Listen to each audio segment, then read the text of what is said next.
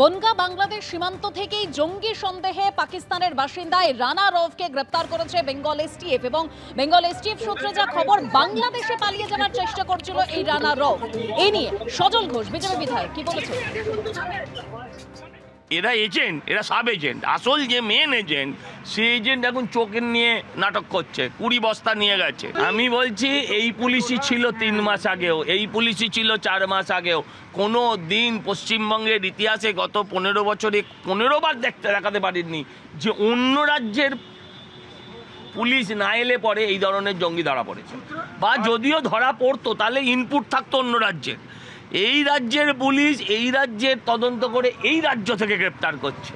তার মানে বুঝতে পেরেছেন ভাইপোর কেন জ্বালা হয়। তো 11 সাল থেকে এসছে একজন পিসি, ওদের খালা এসছে সরকারে, আরও 12 সাল থেকে থাকবে না।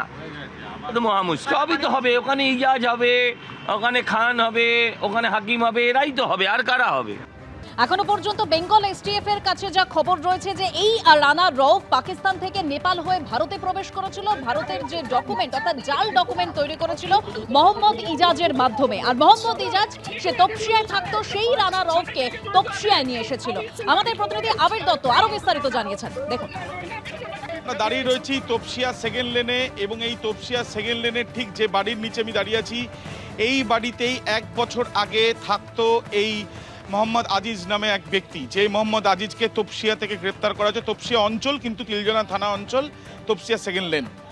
এই ব্যক্তির বিরুদ্ধে অভিযোগ যে সে আধার কার্ড ভোটার কার্ড বানিয়ে দিয়েছিল। কাকে বানিয়ে দিয়েছিল? রানা রাউফকে। যে রানা রাউফ, তাকে গ্রেপ্তার করা হয়েছে আজকে বনগাঁ থেকে।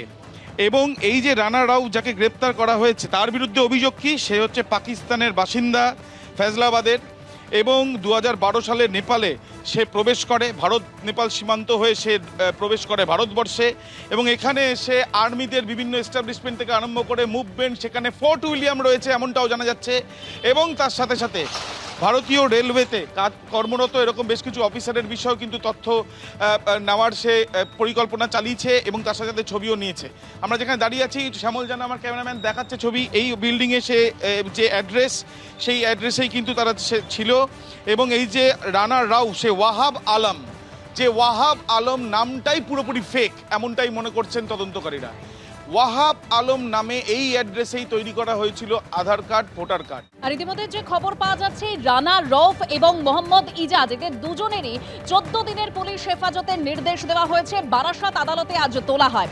আদালতে কি হলো আমরা জানবো আমাদের অপর প্রতিনিধি সমীরণ পালের কাছ থেকে। সমীরণ, দেখো, রানা রৌফ আর মোহাম্মদ ইজাজ তাদেরকে আজকে বারাসাত আদালতে পেশ করা হয়, এবং আদালতে পেশ করার সময় এসটিএফ তরফ থেকে তাদের 14 দিনের হেফাজত চাওয়া হয়, এবং বিচারক 14 দিনের হেফাজতের নির্দেশ দিয়েছে। এবং যেটা বলা হয়েছে, বিশেষ সরকারি যিনি কৌশলী ছিলেন বা তিনি যেটা জানিয়েছেন আদালতের কাছে, যে এই দুজন পাক নাগরিক তারা এই যশোর রোড ধরে হাবড়ার চৌন্দা মোড়ের কাছ থেকে এদের গ্রেপ্তার করা হয়েছে, এবং এদের পরিকল্পনা ছিল যে বাংলাদেশের পেট্রাপোল সীমান্ত পেরিয়ে বাংলাদেশের বেনাপোল সীমান্তে পৌঁছবে, এবং সেখান থেকে কাঠমান্ডু যাওয়ার পরিকল্পনা ছিল।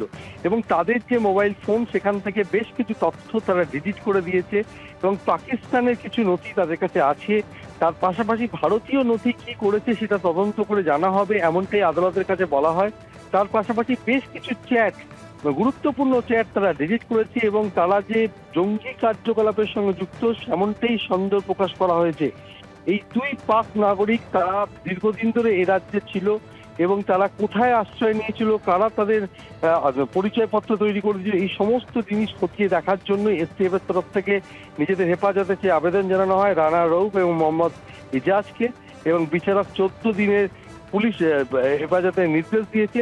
এবং যে তথ্য পাওয়া যাচ্ছে তাদের সাংঘাতিক তথ্য, এবং সেখানে রীতিমতো সরকারি আইনজীবী যেটা জানিয়েছেন যে বেশ কিছু তথ্য তারা ডিলিট করে দিয়েছে, এবং তাদেরকে আরো জিজ্ঞাসাবাদ করলে আরো কিছু তথ্য পাওয়া যেতে পারত। এবং তাদের যেটা পরিকল্পনা ছিল যে ভারত থেকে বাংলাদেশ সীমান্ত পেরিয়ে তারা নেপালে প্রবেশ করত, কাঠমান্ডুতে প্রবেশ করত, সেখানে কোনো নাশকতার ছক ছিল কিনা সেটা পুরো স্পষ্ট হবে তাদেরকে আরো জিজ্ঞাসাবাদ করলে, এবং আরো তথ্য প্রমাণ জোগাড়ের প্রয়োজন রয়েছে, এমনটাই আদালতকে জানানো হয়। সব শুনে বিচারক 14 দিনের পুলিশ হেফাজতের নির্দেশ দিয়েছে। ধন্যবাদ সমীরণ। এবিপি আনন্দ, এগিয়ে থাকে, এগিয়ে রাখে।